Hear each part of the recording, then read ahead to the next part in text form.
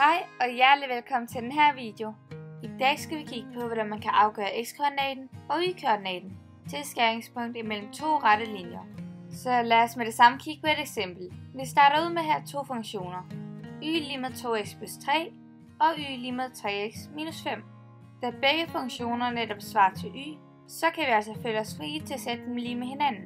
Sådan at vi får 2x plus 3 lige med 3x minus 5. Vi er nu sluppet af med vores y, og dermed har vi kun én ubekendt variabel tilbage, nemlig x, hvilket vi nu kan isolere og dermed finde værdien af. Vi starter med at rykke 2x over på den anden side af lighedstegnet, så vi får 3x minus 2x.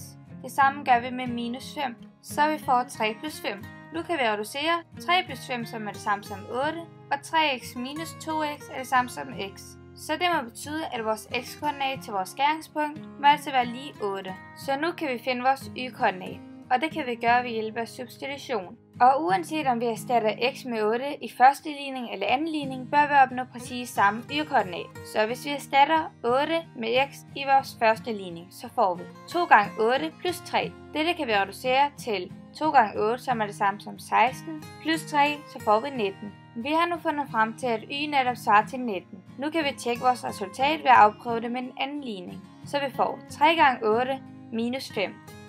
3 gange 8 er det samme som 24. Minus 5, der har vi 19. Og vi kan se, at vi har opnået præcis samme resultat, og dermed må det være sandt. Husk altid at dobbelttjekke dit resultat, hvis der er mulighed for det. Dette må betyde, at vores to rette linjer netop skærer hinanden i punktet 8,19. Og vi kan nu sætte to streger under, for det er facit. Og her der har vi de to funktioner f og g, og vi kan tydeligt se, at de skærer hinanden i punktet 8,19. Tak fordi du så med.